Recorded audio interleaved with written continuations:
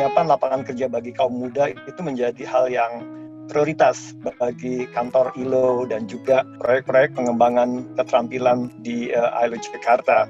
Soalnya nih ada COVID-19 ya, ada virus yang akan berdampak negatif terhadap pengembangan keterampilan dan juga pendidikan serta penciptaan lapangan kerja. Anak muda menganggap bahwa jumlah pengangguran banyak, jadi mereka juga agak-agak kurang percaya diri ya untuk bisa masuk ke dunia kerja. Memang faktanya seperti apa sih, Pak? Kalau orang dewasa 17%, muda itu 23% yang tidak belajar, tidak bekerja, dan tidak melakukan pelatihan. Paling tinggi kita se-ASEAN. Indonesia juara sekitar 25%.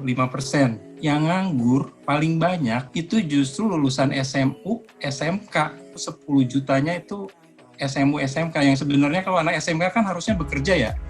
Karena kan mereka punya keterampilan khusus. Kenapa nganggur? Yang dipelajarin nggak sama yang diminta perusahaan. Jadi demand sama supply-nya nggak nyambung. Pekerjaannya yang membutuhkan pekerja justru kagak ada yang apply. Selama pandemi justru teman-teman ini lebih banyak kesempatan untuk belajar ya. Tapinya kesempatan belajar sebetulnya lebih luas. Employment itu tanggung jawab yang dikejar, tunjangan-tunjangannya kayak ada asuransi, ada tunjangan kesehatan, tunjangan hari raya atau segala macam kayak gitu sih. Dan koneksi juga, modal untuk apapun juga yang aku pegang sendiri itu ya itu komitmen dan tanggung jawab. Anak muda itu susah dapat kerja yang cocok. Antara 15 sampai 24 kalau kerja nganggurnya banyak, tapi setelah 24 itu lebih gampang cari kerja. Kenapa alasannya? Di Indonesia ini mendapatkan keterampilan bukan dari sekolah, dari kerja. Belajar sendiri gitu ya, diajarin bosnya, baca sana sini 2 tahun saya punya keterampilan. Saya pindah lagi ke bank lain, lebih gampang cari kerjanya. Itu kan ada sesuatu yang salah ya, dan sistem kita ya nggak siap kerja. Kalau mau ada requirement gitu, ada minimal pengalaman 2 tahun. Itu gimana kalau misalnya fresh graduate atau apa yang belum punya itu jadi tambah susah, biasanya sih kayak gitu. Itu magang, tapi di sini magang itu bikin kopi. Kalau di negara lain, magang itu berguna banget untuk yang tadi dua experience 2 tahun itu. Awal mulanya itu emang suka masak, suka jajan, suka banget makan. Mikir kan, kok makan di luar terus, dirasa-rasa kok kayak boros ya gitu. Suatu hari tuh masak sendiri dan mau bikin apa ya, kira-kira akhirnya kepilih bikin salmon. Terus pas dicobain enak banget. Awalnya tuh bikin 10 porsi. 4-nya kita makan sendiri, aku sama Ira sama partnerku, dan yang 6-nya itu kita jual. Niat awalnya nggak dijual, tapi pas di-upload itu ada yang bilang mau dong kayak gitu. Jadi kita jualnya juga jemput bola. Mau beli nggak? Langsung nih gue anterin nih kayak gitu. Harganya 60.000 kayak gitu sih awalnya. Terus jadi kepikiran kenapa nggak dijualin aja ya? Soalnya mereka pada responnya itu pada bagus banget. Ya, enak banget. Bidang kuliner itu di aku bisa langsung terjun yang bikin menu dan nyobain langsung. Jadi kayak ada kepuasan sendiri buat kalau misalnya aku jualan tanaman, bisa tanaman kan, kalau misalnya sekarang lagi banyak nih pandemi orang jadi jualan tanaman online. Suka tapi nggak ngerti, nggak itu. Jadi mungkin bisa ngambil keuntungan dari situ tapi nggak puas aja jadinya. Nah kalau misalnya si F&B ini walaupun capek, puasnya tuh kayak ngelihat orang responnya enak kayak gitu. Jadi kayak ngelihat orang seneng tuh jadi seneng sendiri gitu. Menurut teori yang saya praktekkan, yang pertama itu passion, hobi, kedua skills, ketiga market. Kalau saya misalnya ya hobi ngegambar gitu ya, tapi marketnya kagak ada,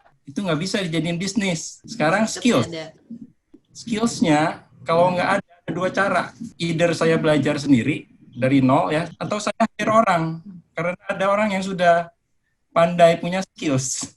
Kalau marketnya ada, passionnya ada, ngerjainnya enak karena ada duitnya. Inovasi juga sih, inovasi yang paling penting juga. Karena kan sama mental itu kan makanan kekinian kan. Jadi orang pasti akan bosen. Nah, di situ emang inovasi itu sangat dibutuhkan. Kalau bikin usaha sendiri itu kayak kalau misalnya kayak ada pandemi nih, kayak kemarin itu insecure banget, aduh ini 9 orang mau kasih makan apa ini, sampai ada waktu itu pernah bilang begini, awal PSBB itu seminggu tuh cuma 2 hari, mereka masuk 2 hari sama 3 hari, jadi ganti-gantian biar nggak rame kan di kitchennya juga.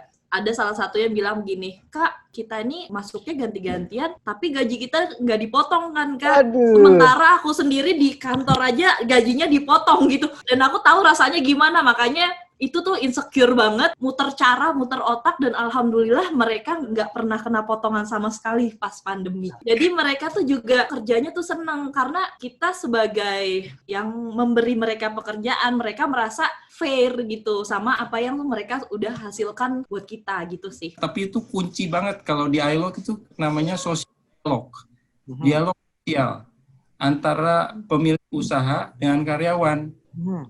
Jika ada masalah, kalau hubungannya baik antara bos sama staff, itu bisa dicari jalan tengahnya. Harus dinegosiasikan antara manajemen sama karyawan. Itu sebetulnya udah dipraktekin sama Alia. Rasanya harus konsisten, nggak bisa rasanya besok asin, besok pedes, besok. Itu harus ada quality control terus. Dan promosi sih, promosi lewat sosial media itu amat sangat membantu, karena Mang Umaru sendiri juga besarnya juga dari sosial media kan. Kalau pekerjaannya bagus, hasilnya bagus, itu bisa dijadikan income yang utama. Bisnis sampingannya bisa jadikan income yang kedua, cadangan buat jajan-jajan. Dua-duanya harus dibikin perencanaan.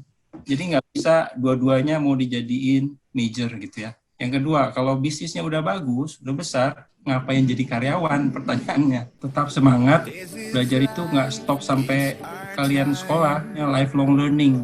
Jangan berhenti belajar dan meningkatkan keterampilan, karena itu nanti bekal kita untuk sampai tua nanti. Kalau kita nggak belajar, ketinggalan. Tetap semangat terus, belajar terus, cari ilmu terus. Intinya kayak what doesn't kill you only makes you stronger. Jadi jualan tapi jualannya nggak laku atau apa segala macam, tapi kamu tetap masih bertahan, itu pasti kamu bakal jadi tambah kuat ya gitu aja. Semangat terus, semangat.